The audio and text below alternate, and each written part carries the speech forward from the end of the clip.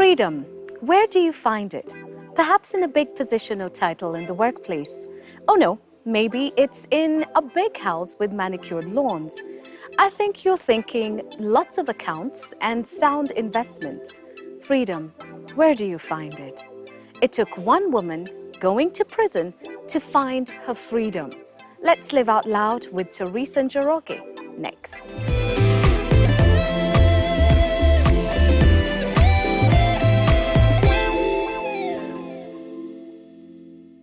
Hello and welcome to Sheila Lives Out Loud. Thank you so much for finding this channel. I certainly hope you've clicked subscribe. If you haven't, do so now. And be sure to also click on notifications so you never miss an episode. I'm Sheila Njoroge and we are living out loud at the glorious and beautiful Westwood Hotel with Teresa Njoroge. Hey, how are you? Very well, thank you, Sheila. I am so happy and so grateful that you're here with me. Thank you for making the time. Thanks as well for having me. Wow. It's quite a pinching moment for me. I know, we're all set to talk about freedom and talk about faith. But for anybody who doesn't know who Teresa is, what would you say in hashtag 140 characters or less? Okay, Teresa Njoroge is a mother of two, world change makers, a wife, a daughter, a sister, a friend, and founder and director of Clean Start, which is a social enterprise that works with women, youth, and children who mostly come from very poor backgrounds to inspire them, empower them, and equip them. Fantastic. That was 140 characters of sheer golden. But Teresa, it hasn't always been, this clear that this is where you were supposed to be. And at the beginning of this interview, I talk about freedom and finding freedom. And for so many of us, when we think about freedom, we think about titles, we think about jobs, we think about spouses, we think about having a lot of money and then we're going to be free. But for you, freedom means something else.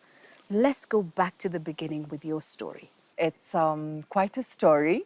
I started out just like any other child, very inspired by my father, who was a banker, and he was a professional banker for 3 decades.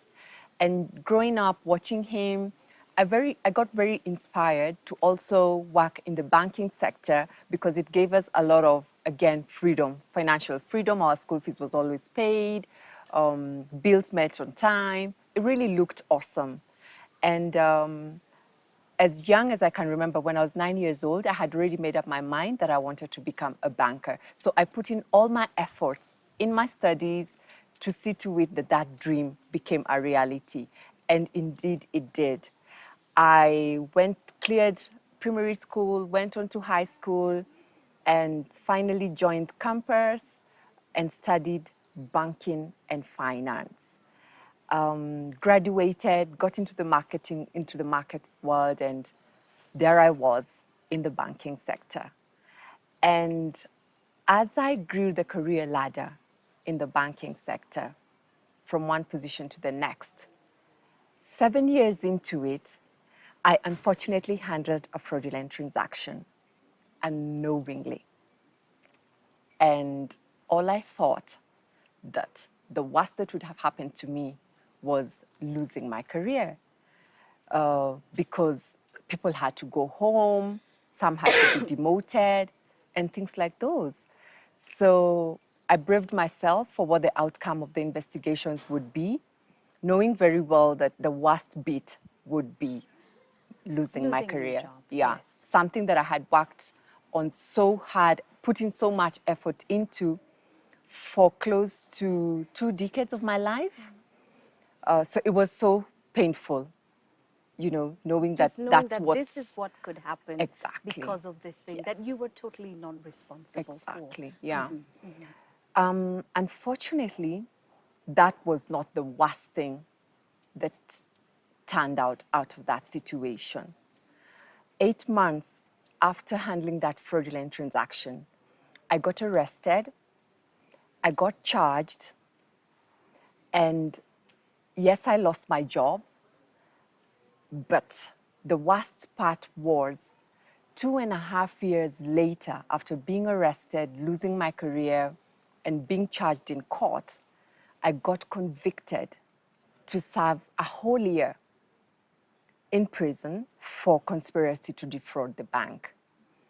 The magistrate dropped the theft charges and said there was totally no evidence whatsoever that I stole the money. But on a probability of conspiracy, then I was going to serve a whole year. And I had never ever imagined that it would come to this. Because even when I got arrested and charged of stealing the money, I prayed every bit of that journey. Every single day in those 2.5 years, I fasted, I prayed. I knew that I would be vindicated because not only did I not steal that money, I did not know it was a fraudulent transaction. But the theft charges were dropped and I got convicted. Your family, at this point in time, knowing that your father was a banker, Yes. he was proud of his little girl, she had followed in his footsteps. What did he say when he found out about what was going on to your career and with your work situation? It was a really tough moment for everyone in the family. My parents stood by me. They believed that I hadn't stolen that money, as much as there were rumors going on, a lot of bad talk behind my back. They believed that I was innocent. And for that to come, it was so out of the blues. We didn't expect that. It was so unexpected. And in these 2.5 years, I got married and I had just been blessed with my firstborn daughter, who's now 6 years old. And my husband was very optimistic that come Judgment Day, you'll be set free of the charges. So we were dealing with, you've now been convicted, you're a new mother. How exactly do we deal with this? Right. And it was such a low moment for everyone because along the case, the 2.5 years, there was no evidence whatsoever. So we weren't preparing ourselves of To this defend kind yourself exactly. because you There's understood. no evidence. Yes. You know? And then, so it was now making a decision of, do you leave the little girl? Do you go with her to prison? What exactly do we do? But we didn't have much time. The How police old was your daughter at She the was time? only 3 months old when I got convicted. She had just turned 3 months and we went for the judgment. And so it was a very quick decision that we had to make with my husband that I had to go with her because we wanted her to continue breastfeeding as much as we did not know how the diet would be, how will this place be. But she was the only one that I had with me at that time. I lost everything, Sheila. My reputation was gone. Everything that I had worked so hard for, you know, during my career, everything was gone. Everything. There was nothing else I could hold on to other than the faith that I had in my Creator, and that as much as justice has not been served, it will one day be served. And now the only physical thing that I could have with me was my daughter.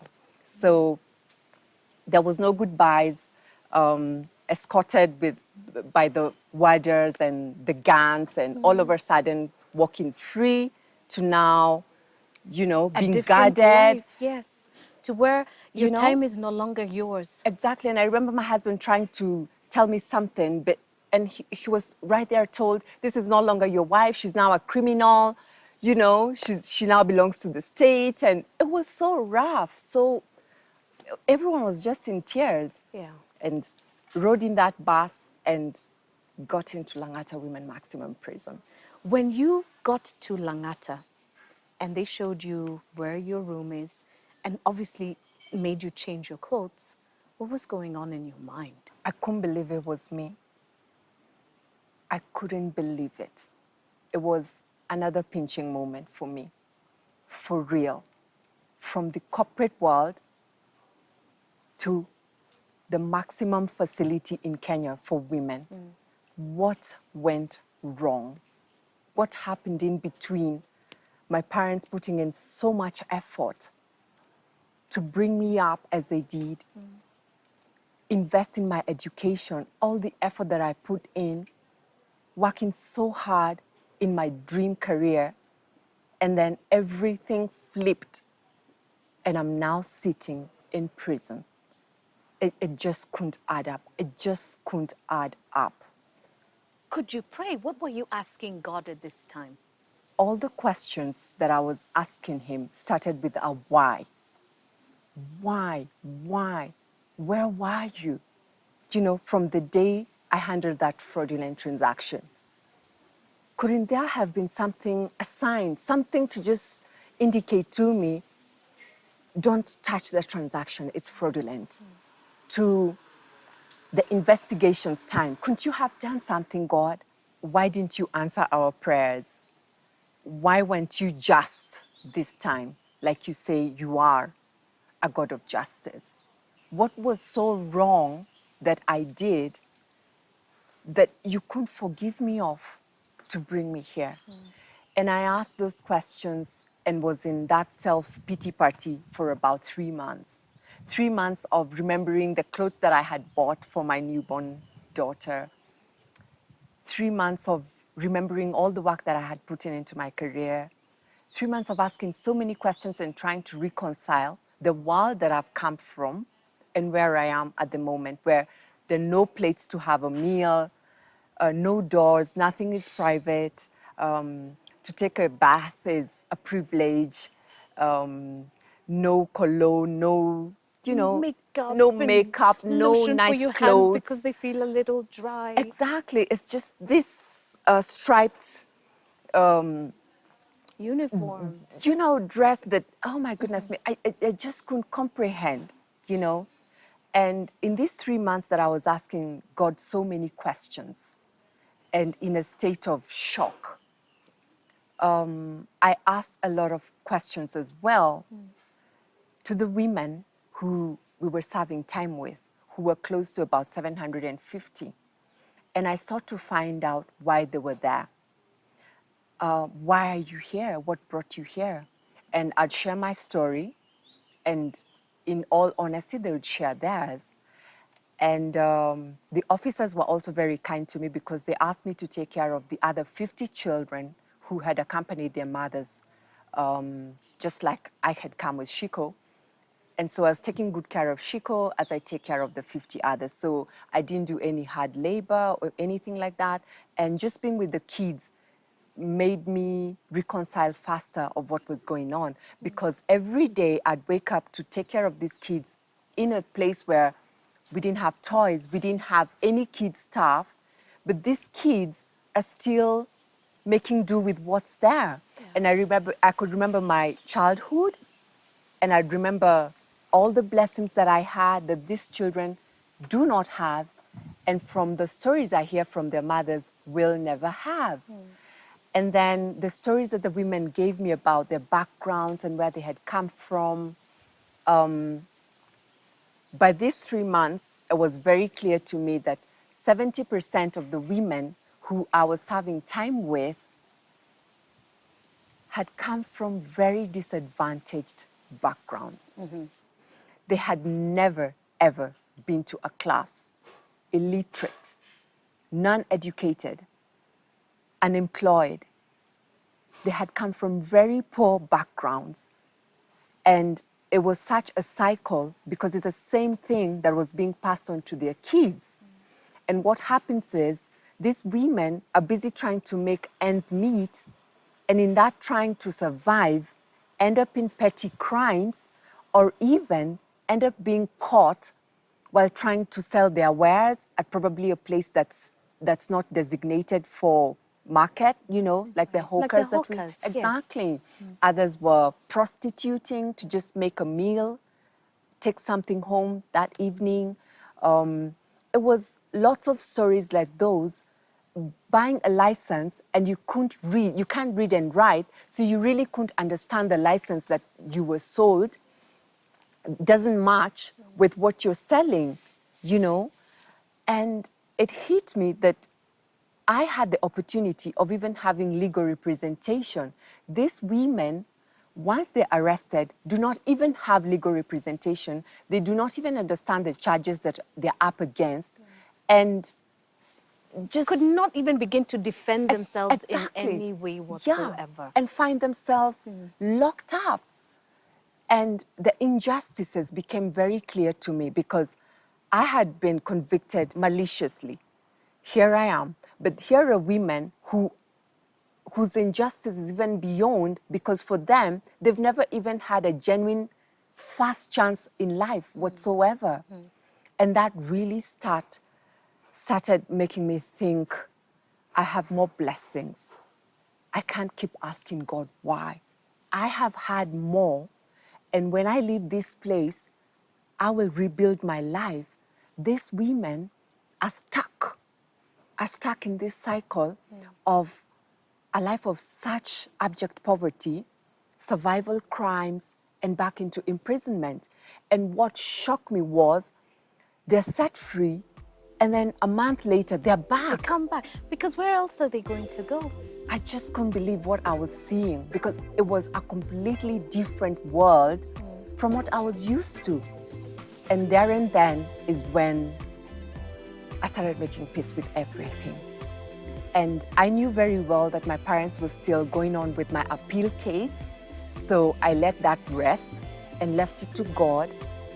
When He comes through for me, then I will be glad. And I had all the faith that He would come through for me in my appeal case. But in the meantime, as I continue with this 1-year sentence, we've got to do something. Continue with this story in part 2.